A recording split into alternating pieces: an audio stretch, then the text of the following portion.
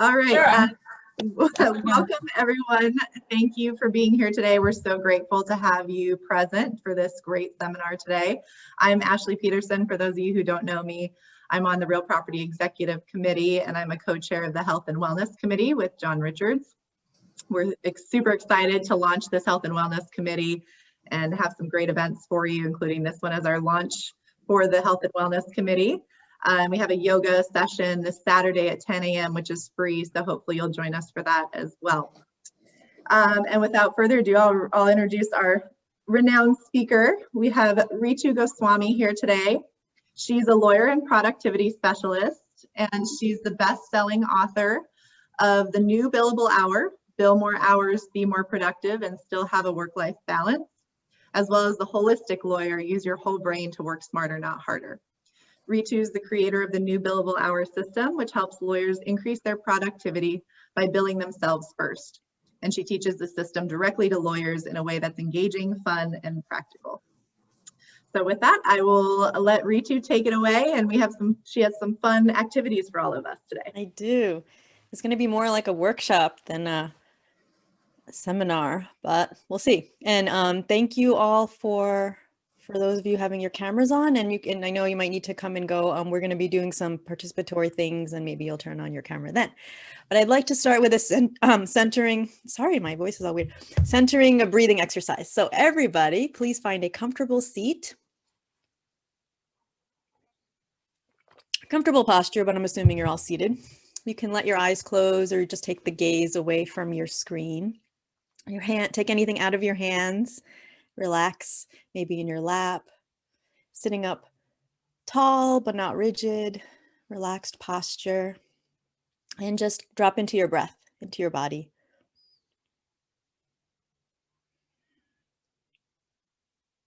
So inhaling and exhaling. Was it state or was it federal? State. Oh. It was grand jury stuff, but yeah, I mean, we had. Make sure you're muted.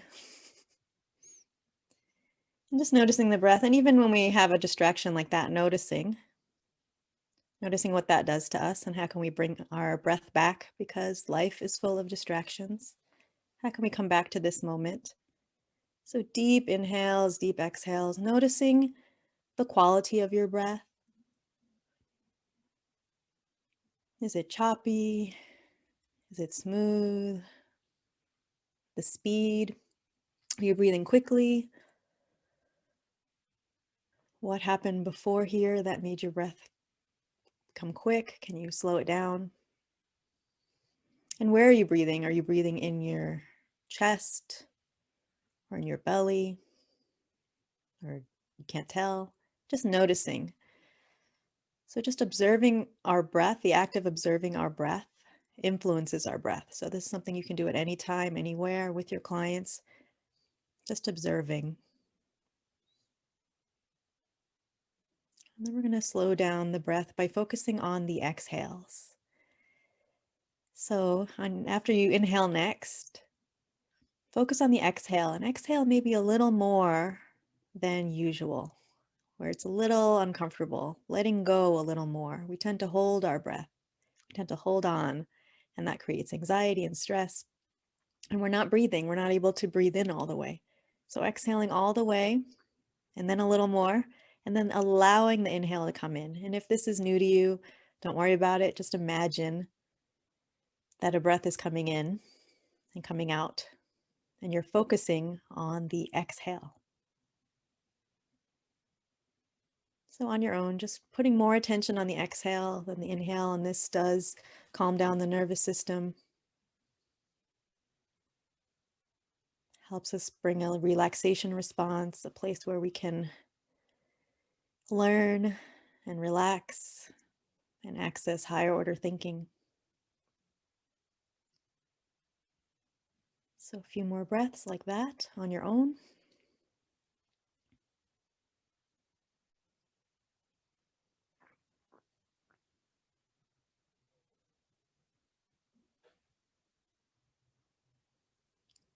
And letting go of that breath and coming into a more natural breath, keeping your eyes closed. More natural breath, and noticing just for another moment any change from that quick exercise that you can do anytime.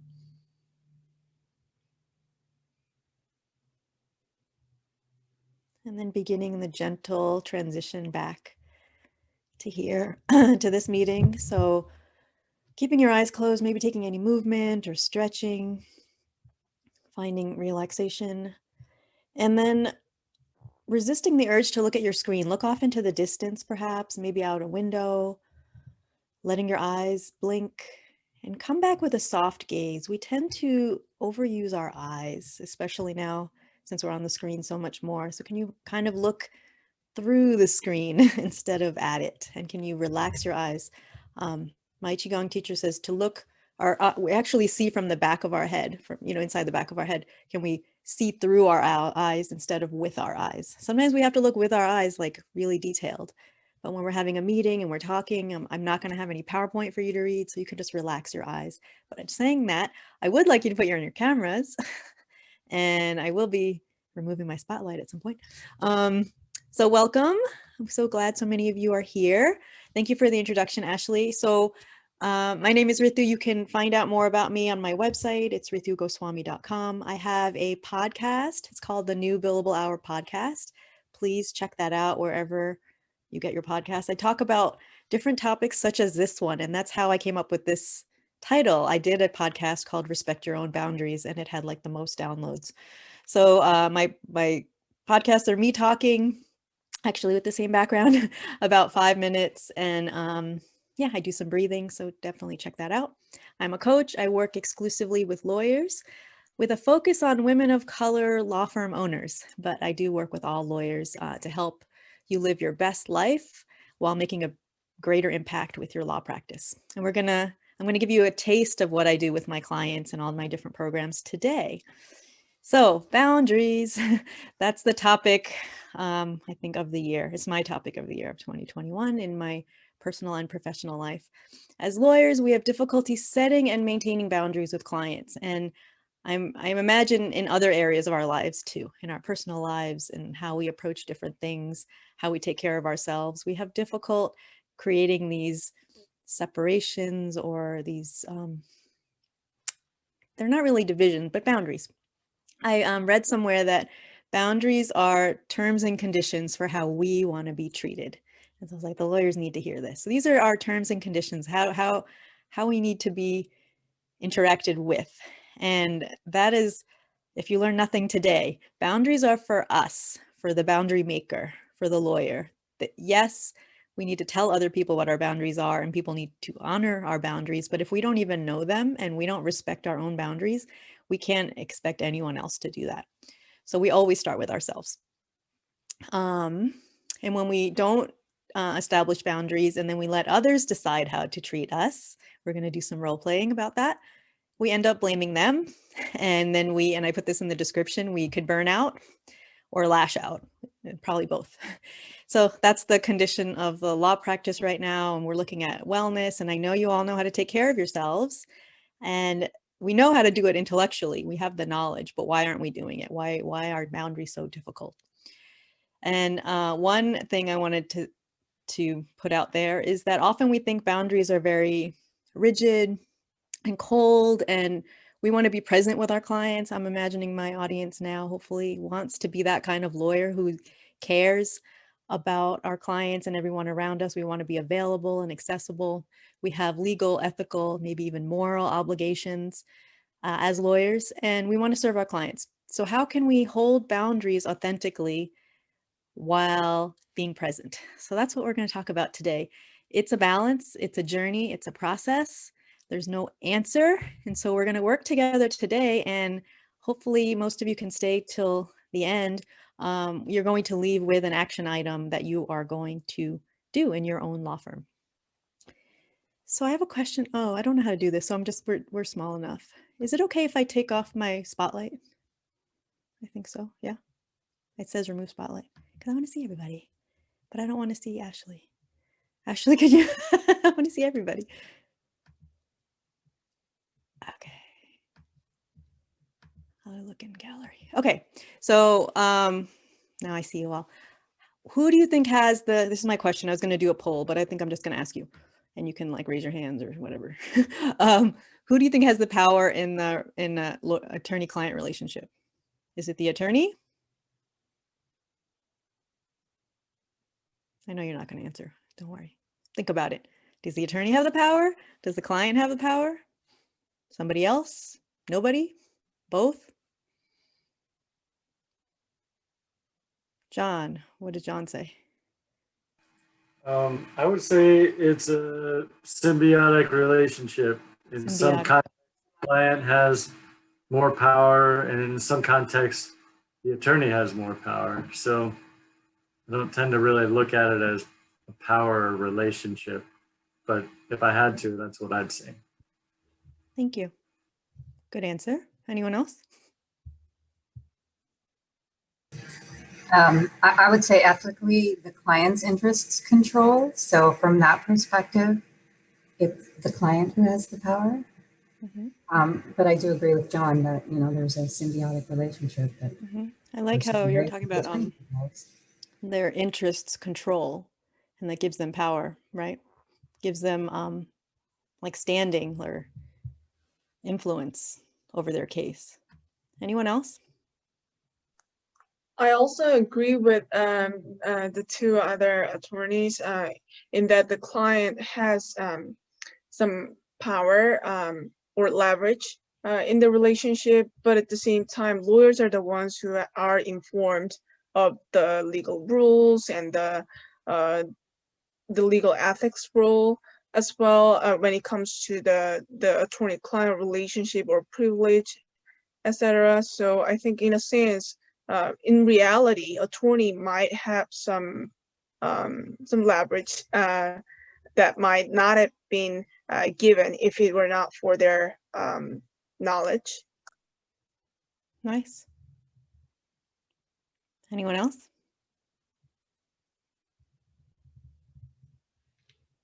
Mark? No? It's like we watch for people reaching to unmute. Well, my point is made. We don't know. It's so complicated. and I threw out the word power and everyone's like, oh. So what I have in my notes is that probably no one has any power in this relationship. And that's why there's often a power struggle, because that's just human nature. I mean, we're also lawyers and we want to be in control. And we also have like what everybody talked about, right? All of those considerations. We have obligations and standards, and the client has influence over the case. But there's this power struggle because nobody knows who has the power, and that's like very primal. And so if nobody has the power, nobody knows what's going on, then we go in, there's no trust, and we go into this flight or fight, right? And so what we're going to talk about today is about feeling safe. This has come up a lot. Like a client is coming to us because of some conflict, or they're trying to trust us and they're not feeling safe. So if they don't feel safe, they can't really give their power away or trust. And if we don't feel safe because we have all our baggage and separately and then with this client, then we are also in this flight or fight. I don't think I said that very well when I thought of it this morning, but this idea that if we don't have safety and trust, we can't have power, and then we can't empower other people. And so when we build these boundaries and respect boundaries, we are stepping into our power, which is not a power struggle. It is about showing up for who we are. And it is from that place that we can empower our clients to also show up. And I know you've all had this, I'm sure. I'm sure you know what that feels like when you get it. And you also know what it feels like when it doesn't happen. And that is, I'm like trolling all the lawyer social media groups, and everyone's complaining about demanding clients. Why does this client want this right now? Why, what? And I can't keep up with my clients, and they're going to fire me. And there's all this fear. And that's reflecting back to the client, and then the client's reflecting back to us. And then this is where we are. And then people just burn out and we don't take care of ourselves. We basically lose sight because we're in this mode. Yeah. For those of you who hear me.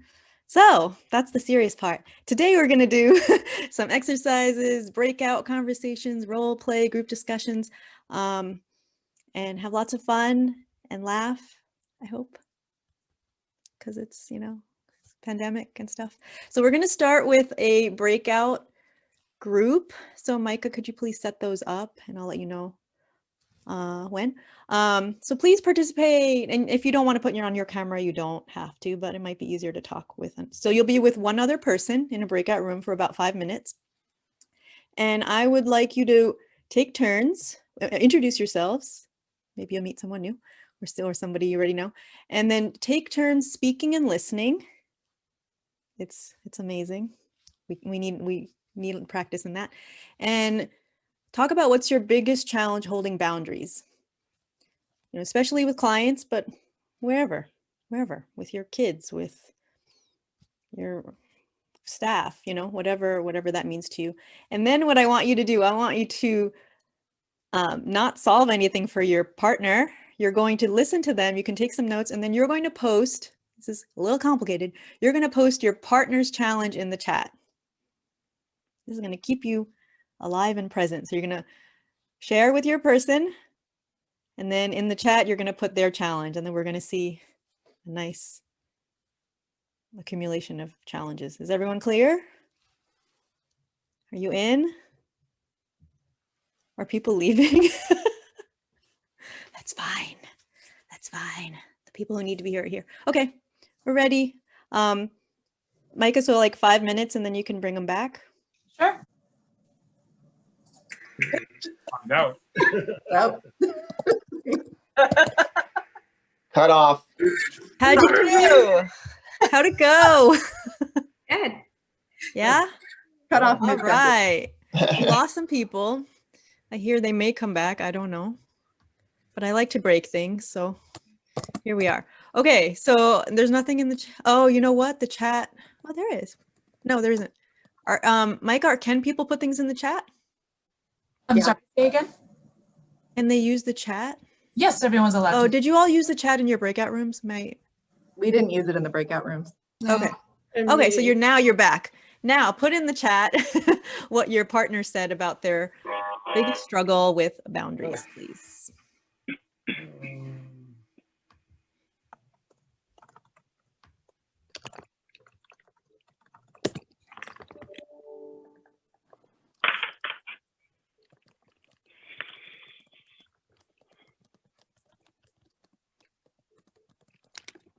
Inability to say no to clients. Oh, good. Balance family and work and being present for family. Saying no to clients. Finding enough days in the week. Yeah, we need more. Technology, separating work home from private time. Studying for the bar exam. Oh my gosh. And kids. Having the client be the general public and needing to help everyone. Nice.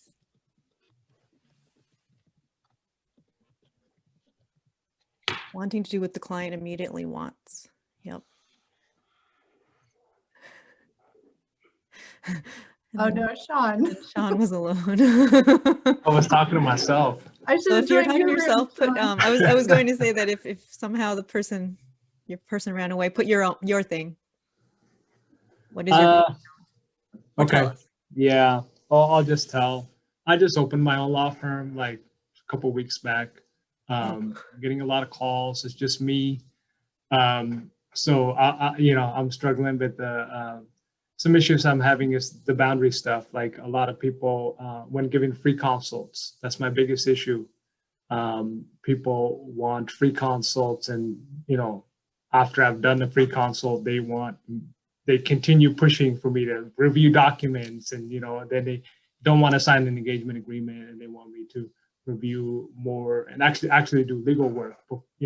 So there's that constant struggle, and I'm new to this stuff because I haven't I've always been in other firms or as corporate counsel, so I haven't had this issue, but now it's just me. So I'm not used to it, so I'm struggling with that. Yeah. Good. My specialty. All right. And you might want to do our first exercise. So why I have people put this in the chat is like, we don't read it's so then I know I'm on track. And then also you can see that all of you are going through the same stuff, you know, let's build some community around this. And I think in the law, it's been very private and you don't want to tell people your struggles. So just, you know, put it out there and then hopefully you got to make a friend or talk to somebody. I was telling Micah, like, remember in conferences, you would like talk to the person next to you and we just don't do that anymore. So anyway, I think it was a good idea. I didn't go into any of the rooms, but I think so. Okay, so what we're going to do is a role play in this big room. And I need 2 volunteers. It's super fun, but I'll tell you what it is. Do not be afraid. One person's going to pretend to be a lawyer. One person's going to pretend to be a client. It doesn't matter what area of law. John, thank you. One more. We're going to do this many times, but so we're going to need lots of volunteers. Who wants to be with Sean? Are you saying yes? Yes, you are. Yeah, sure. Okay. Who wants to be the lawyer and who wants to be the client? Doesn't matter to me. I'll be the attorney. Okay. So does that mean I'm Sean the client? Richards is the attorney. Yes. Sean Dillon is the client. And when you're ready, everyone's going to watch. You're going to have either a consultation or maybe it's a client you've worked with before, you know, surprise us. And and what I want you to do is whatever the client asks you, John, you're going to say yes. Whatever he wants, you're going to say yes. Should be easy, right? Because all of you said you have difficulty saying no. So let's see it. Yeah. So do I start? Am I the client? Do I start now? I'm not part of the role play. Okay. Yeah, hello. Hi, John. J.R. Richard. Hi. Hey, I just had a quick question. Can you review? I bought a house and, you know, there was some mold there. And can I go after the guy who sold me the house? Can you just quickly review this document for me and just let me know what I should do, please? Absolutely. Send it right over. Okay, great. I'll send it to you right now.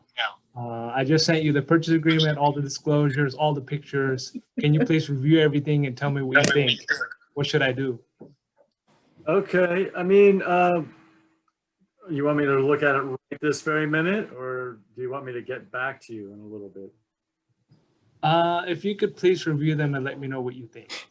Okay, I'll review them right now.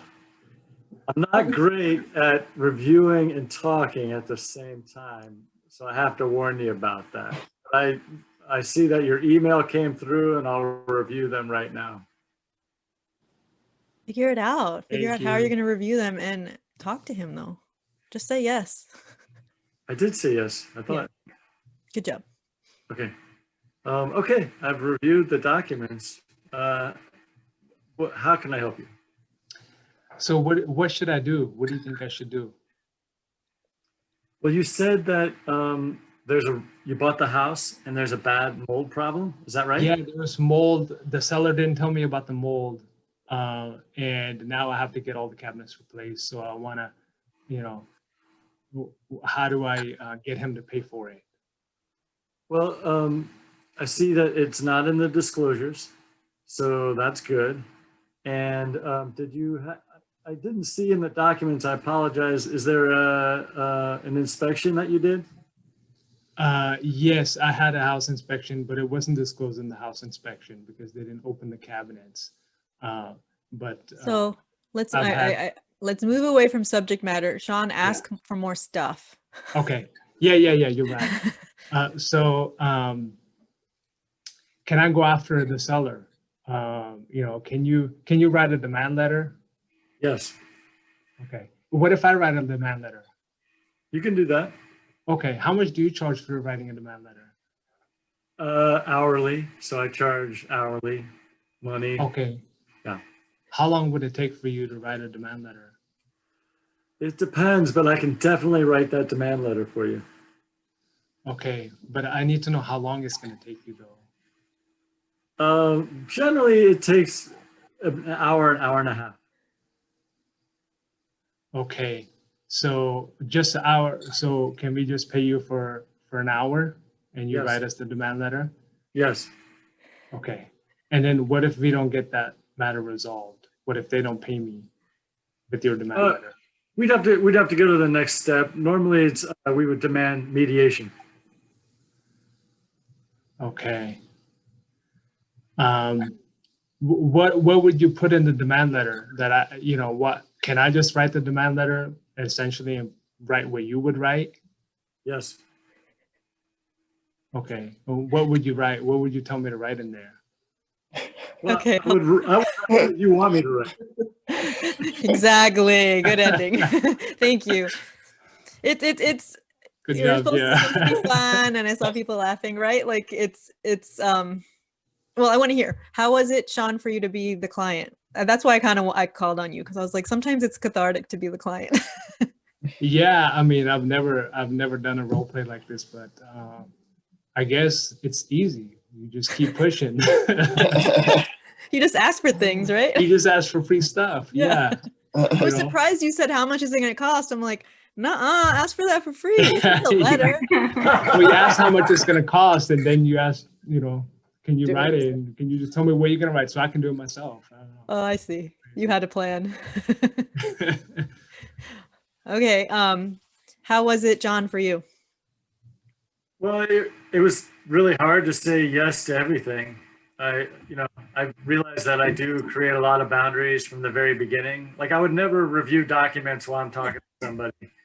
And like if somebody insisted I do it now, I would end the call and review and give them a call. It's just not fair for me to answer legal questions.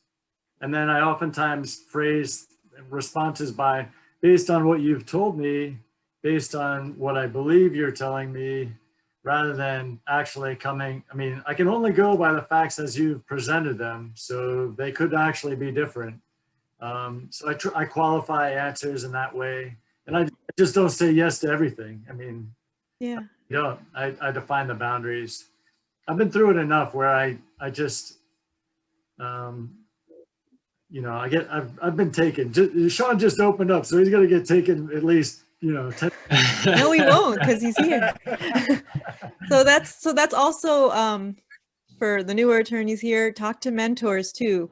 Like John was showing us, he was just kind of like, it's absurd. How can I, and that's we're going to do this again, but right now, another role play, but that's what I wanted to show you, remind us, I've been a lawyer for over 20 years. Like we've learned a lot along the way. And even though we're struggling with whatever we're struggling with today, we've learned a lot and we can access that when we need to. We kind of forget. And then it's good to watch each other being like, or an outside. And I do want to hear any outsiders watching like, oh my gosh, I do that, but why do I do that? Like another window into the behavior. Like, how could I say yes to reviewing a document and like you said, you're like, I'm not very good at reading while talking, like reading something else and talking to you. Like, it's not even possible what sometimes people ask for, because they're not. You remember we talked about the safety thing, someone's feeling unsafe and they need help right then. They're not really thinking about your safety or your ability to do it. So they're going to ask. People are going to ask, right? People are all the time. They're going to ask us for stuff. So thank you so much. Does anyone else want to say anything about that? I would like to comment about it. Sure. Hi, Janet. When I was listening to that, I couldn't help but think to myself that the way John was responding to that client would, in my estimation anyway, certainly raise unrealistic boundaries for the client. And that could well create a big problem between the attorney and the client down the road, because John, as the attorney, was agreeing to things that are quicksand, in my estimation. And so it would lead to a lot of trouble. I think that what John said that he would normally do was good practice, because it would allow the client to understand who this lawyer was about, and that he wasn't like the king of schlemiels, Yeah. Thank you. Yeah. And that's what we're learning. That's what our lifetime learning is. How do we be present with what's happening and not get caught up like, oh, I need to please this, not be a people pleaser or do things because what we do right now is going to influence that relationship. It's our job to be very careful about how we answer questions and how available we are. And sometimes we let our emotions or other ideas of what we're supposed to be doing cloud what actually we're doing right in front of us. So I'm going to do it again. It's going to be slightly different, also fun. So can I have another 2 more volunteers, an attorney and a client?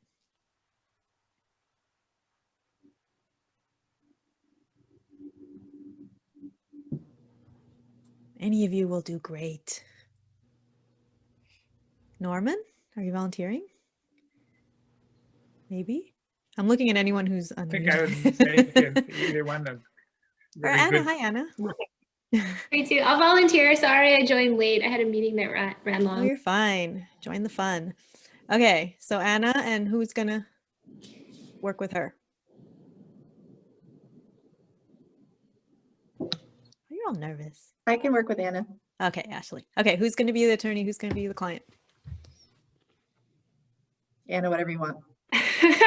I guess I missed the prior examples, so We're doing a role play. Well, I okay. haven't given you instructions yet. So would you want to be the attorney or the client? I guess I'll be the client. Okay. It's very telling. I love it. Like they like it. Anyway. So Ashley, you're the attorney, and Anna, you're the client. And again, it's gonna be a consultation, whatever. Stay away from subject matter. We're having fun here. Like ask for stuff. Ask for things like around timelines and cash, the stuff we struggle with. We don't struggle with the law. And in this scenario, Ashley, you're going to say no to everything. Have fun. Be a good practice for me. Sorry, Anna. Okay. So hi, Ashley. I have a court hearing, on Monday, and I really need a lawyer to, represent me. Can you help me on short notice? No, I'm just not available. Sorry. But I'm willing to pay, whatever retainer that you want. No, I can't. Well, is there anyone else in your office who would be able to help me? No, I'm just a solo attorney. There's nobody else. Well, because it's such a short hearing and short notice, and it's really important that I have representation at this hearing. Could I just send you some documents? Could you just take a quick look and just give me some feedback on it? No, I really can't look at those documents. I'm just way too busy right now. It's just like 45 pages. It's really not that much. No, 45 is just way too many. There's no way I'd be able to look at that today.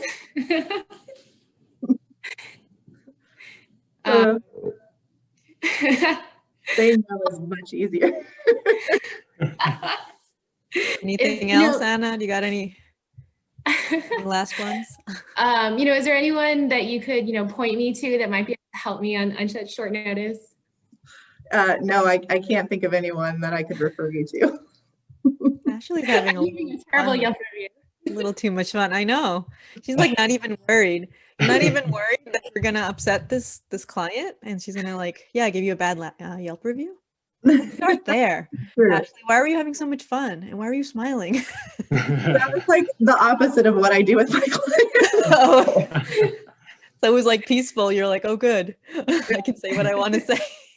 Yeah, exactly. Do you want to share anything about how it felt, or? Anything? I mean, it was nice to because they will do what Anna does, where they keep coming back with more. Like, well, what if I pay you more? What if you do this? What if I give you a little more time? And it's always like after they wear you down, do you still say yes at the end or not? You got to stick to your guns. And I know a lot of times, sometimes I won't do that. So. Mm-hmm. Especially with the referral too, right? It's like, oh, I have to give them something. That's how I feel. I'm like, I have to give them something, even though I might not have a referral or the time to do it. Or this came up last week when I was doing this. Did you have any fear, or anyone here watching, fear of the bad Yelp review, fear of, I don't know, bar complaint, but just some kind of retaliation? Because attorneys have this. I totally have that fear. of bad online reviews. Okay. Just because I feel like just society in general is just so quick to just, for any little reason, just run out there. And if it's not exactly what they wanted to hear, you know. Yeah. John, did you have something? I'm sorry, Sean. John. Yeah, I used to worry about that a lot more. And then when I was really talking to people who are kind of experts on online status, is that a couple bad reviews are kind of give you some credibility. Mm-hmm. And Yeah. you know, if you can figure out, so it's kind of how you respond to a bad review. It could be like, you know, there's a miscommunication that, without attacking the other person directly, like they were totally crazy and blah, blah, blah, you know. Like, anyway, that's kind of my attitude. I'm going to get, I hope to get a few, but I haven't gotten any yet. So I've gotten them and I was younger, and it was, I think that when you're afraid of something, it will happen. Right? If you obsess about it, then it'll happen. And the ones that happened for, like, I'll tell you one example.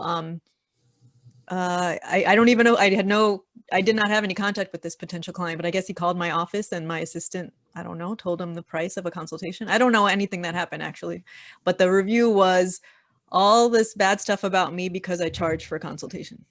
And I mean, the people who write these bad reviews are like nothing makes sense. They're like, how does she make all she cares about is money? And like, it's just like going on. And I'm just like, I'm totally hurt, but I don't even know why. Like, what did I do?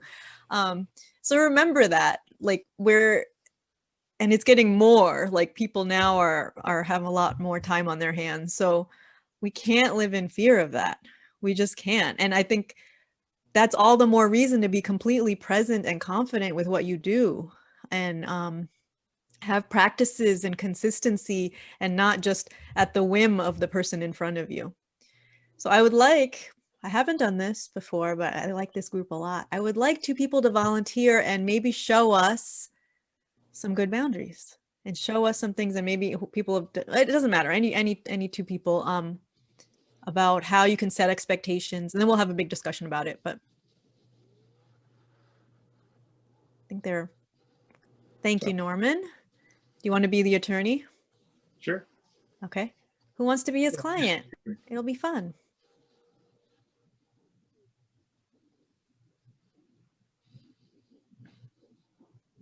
Kathleen? Yeah. So you have to unmute yourself. Okay, Kathleen's your client. Take it away. Hi, Norman.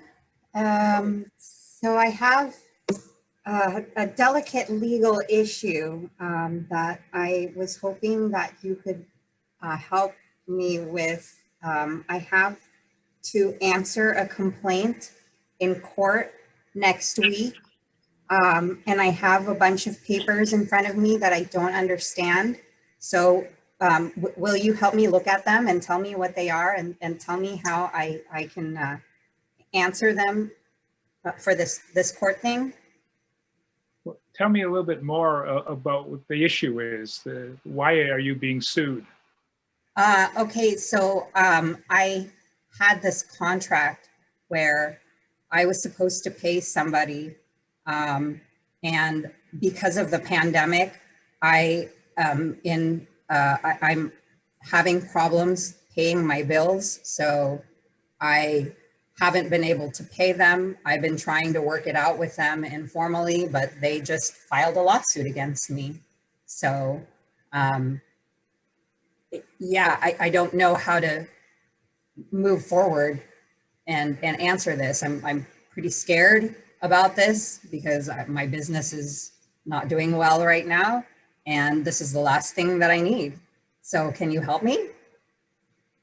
Well, that I guess depends a little bit on your ability to pay my fees. I mean, I don't do this for free either. And so I'd be a little concerned if you're having such financial problems, whether you are a client who will cause me to spend time for which I cannot get compensated. Okay.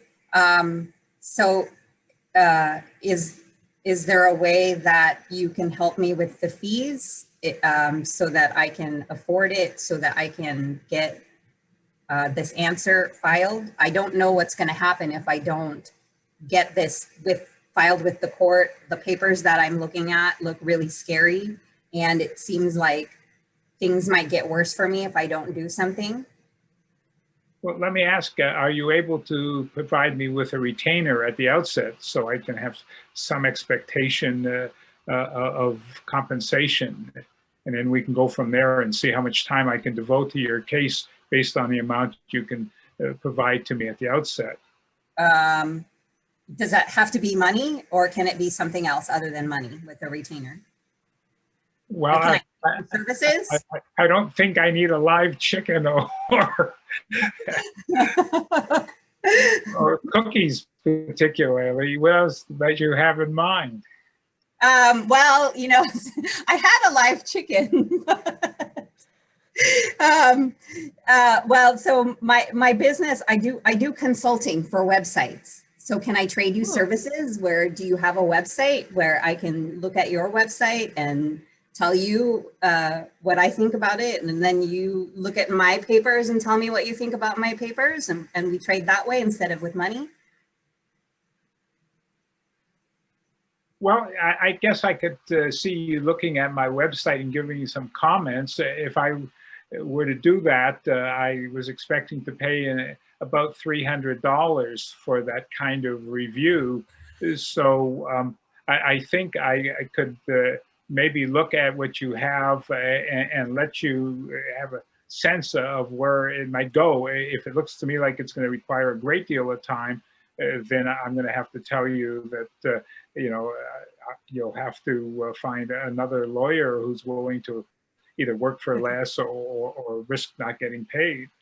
Okay. Okay, I'm going to stop you there. Thank you. We're going to talk about all this. So Kathleen, how was it to be the client? You were so polite. I was going to like tell you, be mean. Yeah, sorry, that's not me. It was interesting, definitely. So from a feeling perspective, like my chest right here sensation. Yeah. And just that push. There was like kind of that having to sell my case to him, so that, and then the bargaining factor, right? So you don't want a live chicken?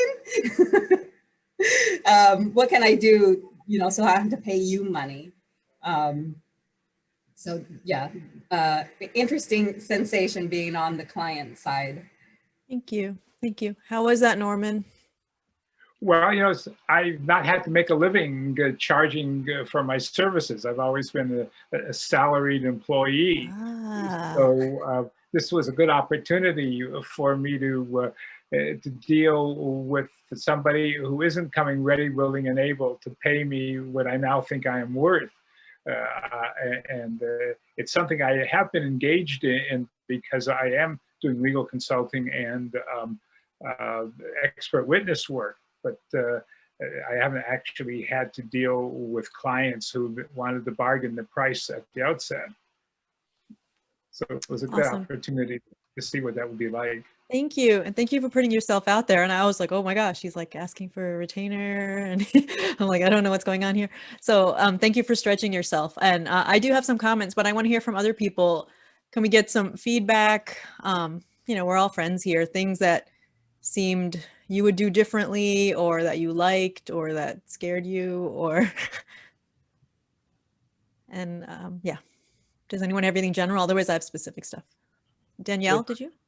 Oh, I was just going to say, to echo from what Norman just said, I'm impressed that he instantly grasped onto the fee issue, especially if that's not your background. I don't know that I would have been able to think of that concern right away, although frankly, that's the biggest concern at the outset. Yeah. John? So I have never told a potential client I'm worried that you don't have enough money. I never articulated it that way. If I am concerned, I might make the retainer more than what it is. I don't change my rate though if I think that they don't. But if I'm worried that they're not going to be able to pay, I might make it a greater retainer. But it's just something that I might have done. I personally would have done a little differently. I'm an immigration lawyer, so I've done it. I'm trying to figure out how to do it because you spend so much time. And I think that's what Norman saw. He's like, wait, there are all these questions, like, is this a case or not, you know? And so it doesn't matter, Norman. I'll say like, can you pay? And they say, yeah. And then they back out later after I've put together an agreement, because people are people and they're going to say what they're going to say. And then they're going to get, it's human nature. Yeah, there are evil people or whatever, but I just think it's human nature. We would do the same thing. If we are trying to get a product or service, we're going to like see how it works. We don't know. And then we're going to say yes because we think it's yes. And we're not necessarily lying. Like, okay, I could do that. I'm going to figure it out. I'm going to figure it out. And then it's like, oh, yeah, it turns out I can't do it. So there's that. I noticed, anyone else, or you can chime in later, but I want to give, well, I'll give one thought. I noticed that the client started the role play, and I think in all of them, and also when I did it last week. And I'm giving you guys, whoever wants to start, and this is very interesting, lawyers, you're letting the client start a conversation. And I just think that's interesting because we were talking about who has the power and power struggle and expectations, and then we say people are not respecting us. Kathleen. For me, I think that comes back to, again, that ethical, like if it's a new client you don't know, you're not the one that's supposed to approach them. So maybe that's kind of You're not supposed to what? Approach a client that you don't know. Oh, no, but you're in a meeting now. This was like you're in your office. Yeah, so yeah. I don't know if that. But yeah, and you didn't know. Okay, that's fine. Yeah. No, it's true. Yeah, you don't walk up to someone and they have to come to you for help. So assuming they've gone through all your hoops and they've come to you, and now I'm pretty conservative. If they've come for a consultation, they're your client now, before you even talk, but because they're in your office, they have some expectation. Okay, so, but this is not ethical, silly. So, okay, so it's very important. I learned this like in the coaching world, actually, and from my business coaches, like the attorney should be setting a stage, and it's professional, no? Like, this is how the conversation, this is how I do my conversations. We're going to do this first. We're going to do that. You all do that for me speaking here. And I think you guys do it, but does anyone want to share how they start their consultations with a new client? Hi, Elizabeth. I look like a bum. You're on the beach. I finally figured out how to get my virtual background to work. So I usually start my consultations by asking the client to tell me a little bit about what's going on. And I just ask like a general question, tell me a little bit about what's going on. And ask also, what's that? It's pretty open-ended. Mm-hmm. Anyone? Yeah. And we're going to have some time. Janet. I just cannot imagine really a lawyer wanting anything other than what Elizabeth just said, which is the lawyer puts to the client, why are you here, right? I mean, without that, I don't see how the conversation can go anywhere. Do you remember the first, I think it was Sean and John, how Sean was just asking for stuff, and then John, was he saying yes, right? He was saying yes, and then it was just setting the stage. So I guess that's what I'm talking about too. Are we setting the stage up? It's totally weird what I'm saying. Your brains are made explode. But what about taking a moment before that and saying how the conversation is going to go, and say, first, I'm going to let you talk for a long time. I'm going to let you, share why you're here. Then I'm going to tell you some stuff about the law. I'm being very, I don't want to tell you, I want it to be yours, right? Then I'm going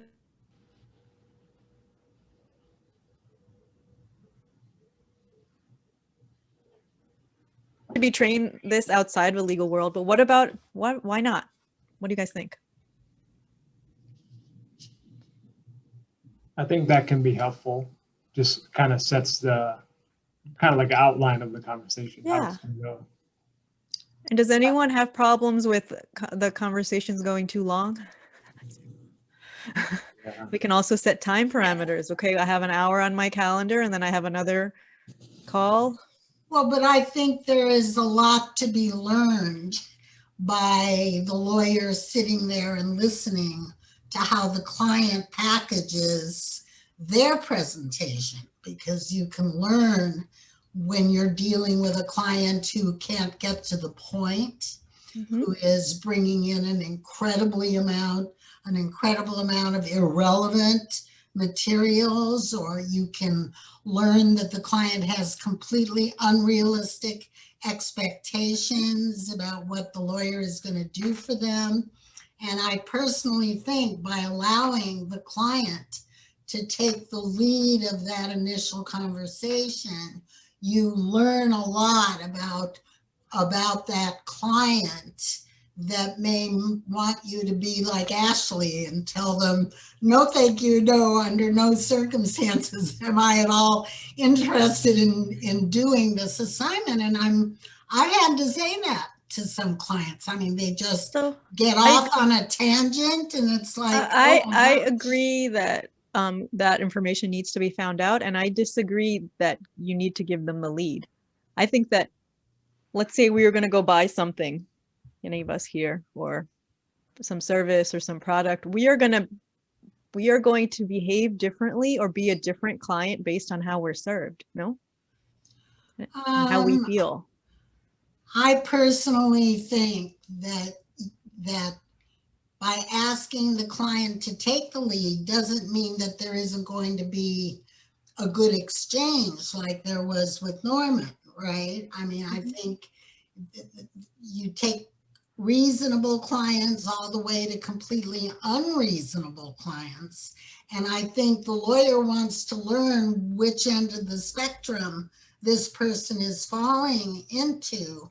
Yeah, we're saying the same thing. You will know. So for my my consulting business, I talk with lawyers, and I do that. I'm like, this is what we're going to do. And often lawyers are very confused. They're like, what do you do? How does this work? So they actually don't come in there with a legal problem, right? They don't know. So I said, well, first I want to hear what's happening with you. And I'm going to ask you a lot of clarifying questions. I may interrupt you. I want to hear what's happening with you. And then I can tell you what I have going on. And I've been trained that I don't go to that second step if I don't want to. So that's the same thing too. So I guess we're saying the same thing. The client is, you're not taking control of what the client's saying. You are creating some boundaries around the conversation. And we don't know how to do this. This is why we have so many problems in personal relationships, family relationships, friends. Like, we don't know how to say how we want to be treated. And it doesn't necessarily mean we're being bossy, but kind of like setting some structure in our business for these conversations. So Sean, when you had started, right, you said that people are wanting all these things. Often people are going to sense when we don't know what we want. I'm going to put that out there, right? Yeah. So if we don't know what we want, how can they know? And so when you're saying that, Janet, like, it shouldn't even go that far. Like, you should be able to do it faster and faster to tell what kind of client you want to work with. Does everybody here know what it feels like to have your ideal client? Hopefully it's happened once in your life, either in your current job or another job, that magic, or your friend, or your romantic partner, or an animal, a pet, right? Like that feeling like we're meant to be. And so it doesn't take very long, right? No, but that can end badly also. So I mean, it can end badly, but to me, the ideal client is the one when it's all over, you're still friends. Right. And you could probably go back and see what went well with that. And you still go through your process. We're not changing anything. You're all good attorneys. That's not the issue. That's not why you're here. You do a good job. It's like getting rid of this angst and like, oh, why is that happening? Why does it happen to me? Why are clients saying this to me? It's like, you figure that out.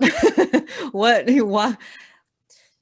Just to compare it, because it's completely different but the same, like in the dating world, when you have that friend who keeps dating the same person and they're like, why do I keep dating the same person? And then when lawyers do it, I'm like, it's the same thing. Lawyers, why do you always get the client who's doing that? who's emailing you in the middle of the night or texting you. I'm like, why do they have your phone number? And it's fine if you want to run your practice that way, but I just think blaming our clients is counterproductive, or it's, you know, like, it's not gonna have you live your best life. You know, we have to look inward. So I have some ideas because that's heavy stuff. So let's get a little lighter. I want to give Micah's from the CLA.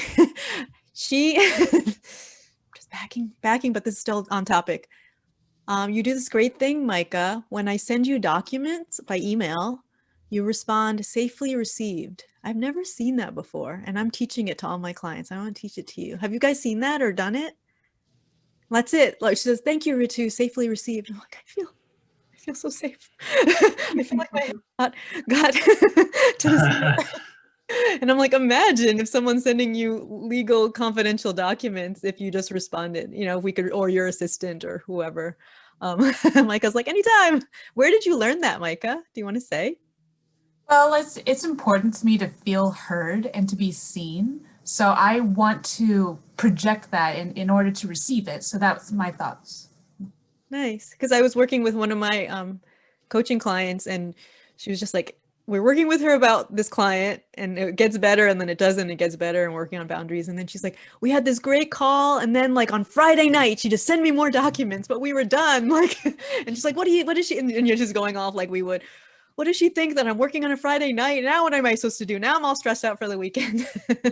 I'm like, well, you don't need to respond. But I told her about this. That's because Micah's awesome. Yes. But safely received, 2 words. Try it, right? You responded to the email. You didn't compromise your boundaries. Like how John was saying, you know, like, can I send you documents, right? Like, can I send you documents? Yes or no, whatever. And then they're received. And yeah, other things are going to happen after that, but often we like, let's skip the step where we like freak out and don't know what to do. But this is also for good clients where we're like, oh, we just want to acknowledge what they sent, and that's all we can do right now. Okay, that do you have policies, like communication policies or practices in your law firms? Like how, like when are you going to get back to clients? One of the other executive committee members for the real property law section had a disclaimer on the bottom of her email that I was going to take, because it said, please, something to the effect of, please note that this firm does not operate 365 days a year, 24/7. We will respond to you 9 to 5 or something like that. Yep. So that there's a and then I have another colleague who has something on her email that says this firm's office hours are 8 to 5 or 9 to 5. Please note that we will not respond to email outside of those hours. Mm-hmm. So it sets the expectation. Yeah, and that's in the where you all were saying in the beginning about the work-life balance, and you know, at 8 p.m. you're doing stuff. You have to set the boundary, and it's because of technology. We can say all these things. Oh, it's because of technology. It's because of COVID. It's because of pandemic. It's like we all had boundary issues before. They're just worse. So this is the opportunity to do something about it and to have a life. I mean, we're all like workaholics too. Like you want to check that email at 8, so then you don't have to look at it the next day, but the work is going to keep coming. So we have to figure it out. We have to figure it out and be creative. And I think it's a great time, honestly. I think it's a great time because you have, everything's like broken, so you can set it up however you want. And even if you had a client for 10 years who's you always responded to in 5 minutes, you'd be like, you know, we're making some changes in our office due to whatevers and the whatevers and the COVID. And so this is what we're doing. And so I know I'm a I don't know what I am, productivity strategist. And people are like, want me to make policies for them. I'm like, I'm not gonna make policies for you. And the policies are not about creating this beautiful document. It's about you setting boundaries. So write it up for yourself. You're a lawyer, you like words, and then you can put things on the bottom of an email. But the act of doing it, then it is done. That's my spiritual lesson. Like if you decide that you are not going to respond within outside of business hours. And then when you do it, be like, oh, look what I'm doing. I'm making an exception, because you're allowed to do that. It's your business, right? Also decide how, when you're going to respond to people, put some stuff into your engagement letters and your retainers, I don't know what you all call it agreements, retainer agreements or whatever, right? Put in there a communications policy, which you don't need to follow because you're the boss, right? But at least you set an expectation that we will respond, our office will respond to you within 48 hours. After that time, you can reach out to us again, or, you know, something like that. So if I get one thing I do is if I get emails after, well, 5:30 or 6 o'clock and I'm still in front of my computer working, I may write up a response because I see the email, and then I'll put a delay on it so it goes out the next morning. Exactly. So it goes out during business hours, but I've written it the night before. Yeah. So I don't have to think about it. And that works for you, right? You did it Yeah. because that was more efficient, productive for you, right? Instead of like, okay, in the morning looking at it. Yeah, make everything work for you. Make boundaries. And if you want to work late, that's fine. But don't put it on, oh, I can't balance all the things. You can, it's just hard. And it's a constant choice.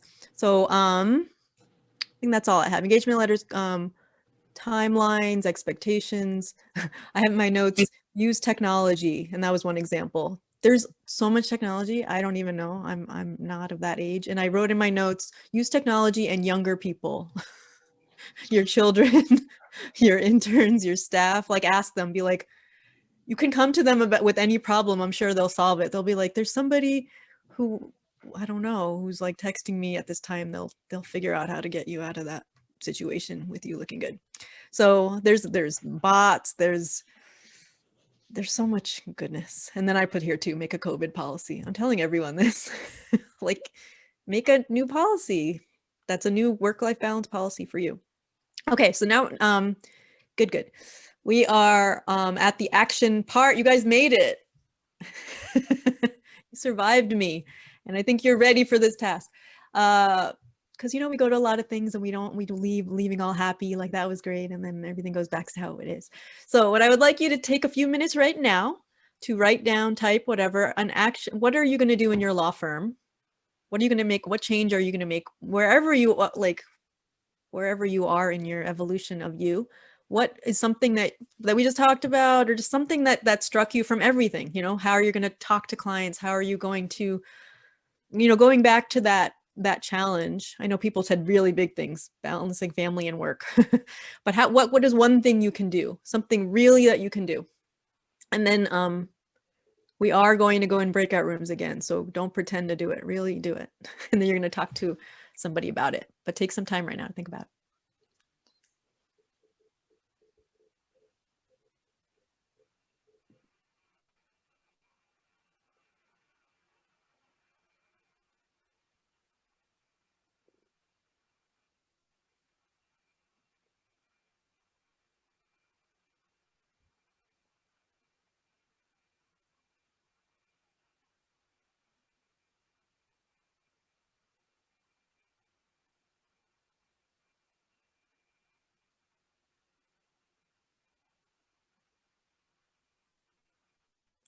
Like one more minute. I think next time I do this, I'm going to play music or something.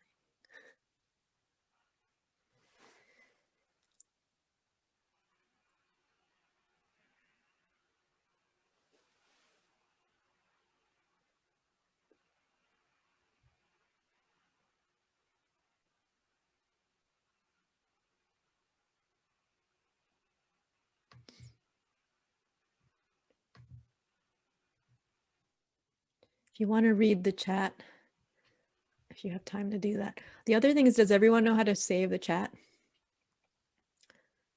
You can go in into the chat, and then there's like the 3 little dots on the right corner, and you can pull that down and say save chat. And then after we leave, it'll save it to your computer if you want it.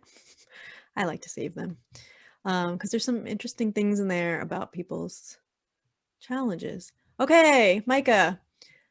I should have said this sooner. However long we need to new breakout rooms. Can you Sure, I'm ready to go. And I'll explain what to do in them. Okay, so you're gonna get a new partner. If there's nobody there, let us know. Or come back to the main room. We don't want you to be all alone talking to yourself with time. So you're going to talk about what you're going to change in your law firm.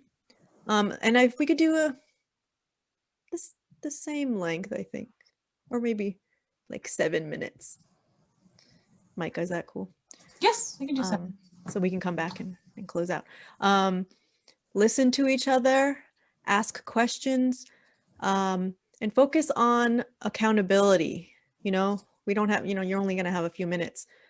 You can ask questions. When is the person going to do it? How? Who's going to do it? And an optional thing, if you'd like to exchange information, you can hold each other accountable for that. You can have your accountability buddy for your task, and you can follow up later. So, Micah, whenever you're ready, good luck, everyone, and we'll see you back. All right, they're about to come back. Okay.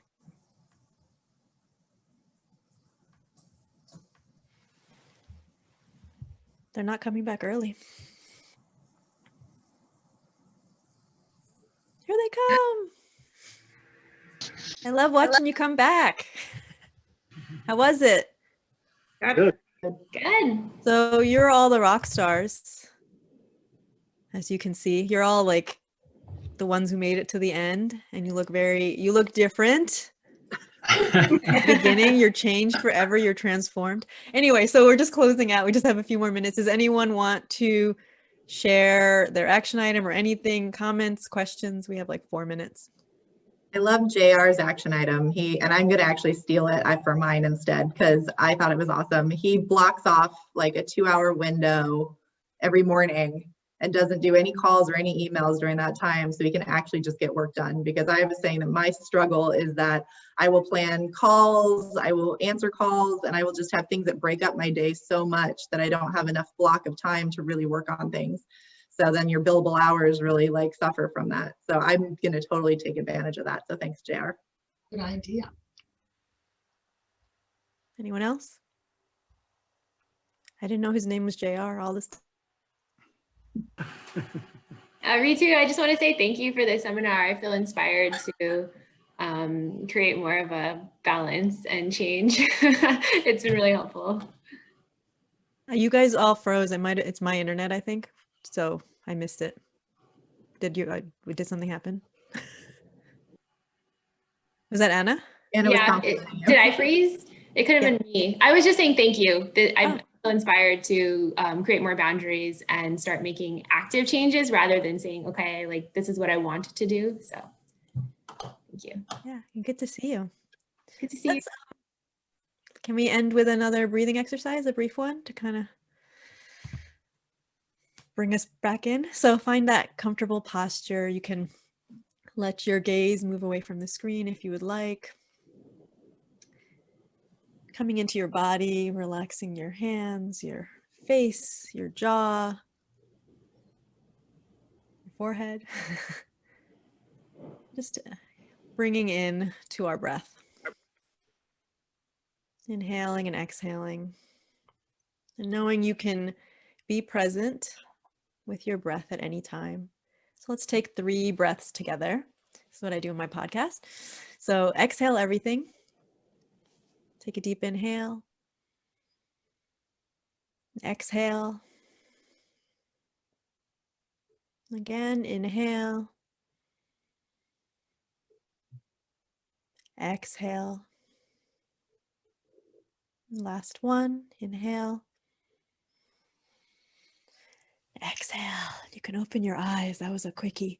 I wanted to offer the people who are here, because you made it, is that if you email me, I will, some of you already have it, but my first book, The New Billable Hour, I will send you a PDF.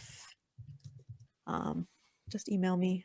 Sometimes I do a raffle, I do all these things, but today, just send me an email and say hello, and I will send you the PDF. You can also get my books everywhere, and audio and ebook and all of that, and reach out about anything. It's Ritu at newbillablehour.com. I really enjoyed today, and thank you, I like to push the envelope, and thank you for letting me. I hope you learned something. Definitely. Thank you. Thank That's you. great. Thank you so much. Thank you. Bye, everyone. Bye, everyone.